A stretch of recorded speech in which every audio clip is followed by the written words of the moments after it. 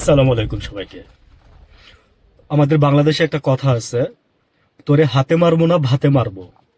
আমাদের এই বাজেটটা ছিল ঠিক সেরকমই একটা বাজেট। তার মানে আমরা দিতে শুরু করছি। তার আগে যদি একটা বিশেষণ যোগ করি, খেসারত আমরা দিতে শুরু করছি। কিভাবে, আমি আপনাকে একটা এক্সাম্পল দেই। সেটা হচ্ছে, আমি আমার ব্যক্তিগত লাইফ থেকেই দেই।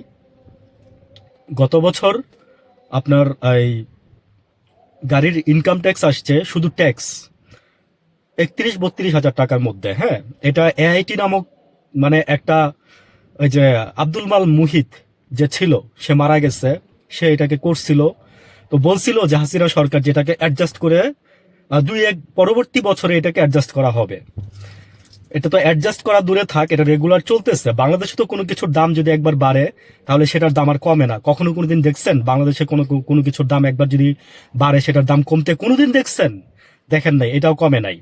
তো সে তো ময়রা মনে করেন যে আল্লাহর কাছে গিয়ে হিসাব দিতেছে, কিন্তু আমাদের জীবন যে নাজেহাল অবস্থা আচ্ছা গেল, এটাও তো কোনো ফ্যাক্টর ছিল না, যেখানে আমরা এটা মেনে নিচ্ছিলাম বা দিচ্ছিলাম, দিয়ে যাচ্ছি অনবরতে। কি করব, গভর্নমেন্ট তো কিছু করার নাই, নাহলে গাড়ি নিয়ে রাস্তায় বের হওয়া যাবে না। এআইটি অ্যাডভান্স ইনকাম ট্যাক্স, যেটাই শুধু 25,000 টাকা, সেটার সাথে অ্যাড হয়ে আসে 31,700-800 টাকার মতো, সেটা ট্যাক্সের সাথে আসে আপনার। আর এইবারে কি করছে দেখেন, আপনার ফিটনেস, হ্যাঁ, এই যে জুলাইয়ের পরে, এই যে জুনের পরে, এই যে বাজেটে ফিটনেসের সাথে 25,000 টাকা যোগ করে দিচ্ছে। আপনি দিবেন এখন হচ্ছে 60,000 টাকা, যেটা আমি তারেক রহমান সাহেব, আমি আপনাকে বলবো বা এই সরকারকে বলবো, আপনারা খুবই বুদ্ধিমান একটা সরকার। ঘাটতি বাজেট দিচ্ছেন না, ঘাটতি বাজেট দিয়ে এখন মনে করেন যে এইভাবে আপনারা মানুষের বুকে পাড়া দিয়ে টাকা নিচ্ছেন। মানুষের পড়েছি মুঘলের হাতে, খানা তো খেতেই হবে রে ভাই। আপনাদের হাতে পড়ছি না। আমরা গভর্নমেন্ট মানে নির্বাচন করি কেন? ভালো থাকার জন্য। আর আপনারা আমাদেরকে এই জন্য এই দেশে কোনো জাত, কোনো কোনো কোনো কোনো মানুষ থাকবে না এই দেশে। আমি চ্যালেঞ্জ করলাম আপনারা, আপনারা বাংলাদেশ হোয়াটএভার, মুখ খারাপ হয়ে যাবে, অন্যদিকে চলে যাচ্ছি। আমি যেটা বলতে যাচ্ছি যে এখন আসবে 60,000 টাকা। আপনি ধরেন যার নাকি একটা 100 গাড়ি আছে, সে যদি বছরে 60,000 টাকা দেয়, হ্যাঁ, 5 বছর পরে তো তার গাড়ির দাম মাত্র 3 লাখ টাকা। এখন আপনি বলেন যে তার গাড়ি পয়সা লাভ আছে, বা যে লোকটা গাড়ি দিয়ে খেত, হ্যাঁ, গাড়ি রাইড শেয়ার করে খেত, তাদের কোনো উপায় আছে? যারা অফিসে যেত, আপনি তো আমার দেশ তো কোরিয়া না, যে আপনি সারা বাংলাদেশ আপনি এই মেট্রো রেল করে ফেলছেন, পাতাল ট্রেন করে ফেলছেন, আমাদের গাড়ি লাগবে না। যার স্কুল বাচ্চা কাচ্চা আছে, আপনারা যারা ওই যে বলছিলাম না যে এটা হচ্ছে মধ্যবিত্ত মারার বাজেট, নিম্ন মধ্যবিত্ত মারার বাজেট, না বড় লোক না গরিব। যে আর তার আগে বলছিলাম এই সরকার ক্ষমতায় আসার আগে, যে বাসটা মাটির নিচে থেকে বড় হয়ে উঠবে, অনেক বড় হবে, সেটা মাটির নিচ থেকে চোখা হয়ে উঠবে।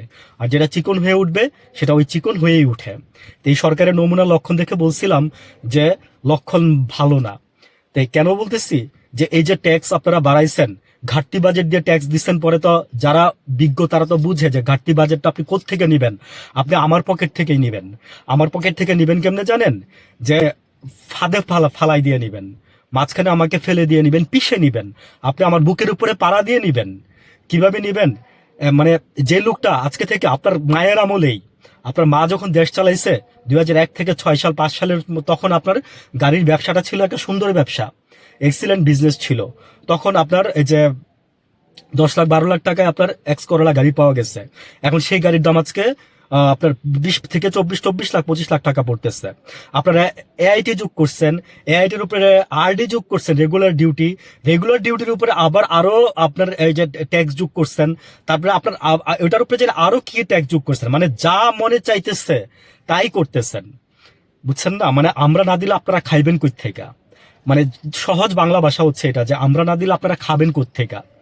এখন ঘাটতি বাজেট দিয়ে আপনার এই যে বাজেট করবেন, আর সেগুলো জনগণের উপরে চাপাই দিবেন, জনগণের নাবিশ্বাস করে ফেলবেন, তারপরে জনগণকে চুরি করতে বাধ্য করাবেন, আবার মনে করেন যে তার কাছ থেকে মামলা বাণিজ্য করবেন আপনারা। পাইছেন কি দেশটারে? দেশটারে কি তার চেয়ে ভালো ব্যান করে দেন না সবকিছু। এটা ইউজ করতে পারবা না, এটা ইউজ করতে পারবা না, এটা ইউজ করতে পারবা না। যেখানে রেগুলার ডিউটি কানাডাতে দিলে, হ্যাঁ, স্বাস্থ্য সেবা আরো অনেক কিছু ফ্রি পাওয়া যায়, সেখানে আমাদের দেশে কি কি ফ্রি দিচ্ছেন আপনি?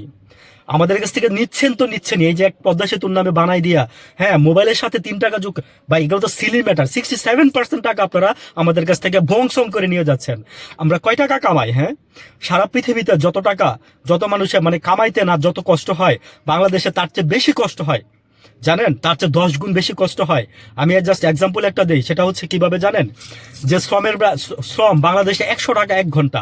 আর ইউরোপ কান্ট্রিতে যান, আপনি অন্যান্য কান্ট্রিতে যান, গিয়ে দেখেন যে শ্রমের মূল্য 1 ঘন্টা আপনার না হলেও 13-14 ডলার দিচ্ছে, যেটার দাম পড়তে, যেটা আপনার ভ্যালু বাংলাদেশের টাকায় কনভার্ট করে দাঁড়াচ্ছে 1800-1900 টাকা।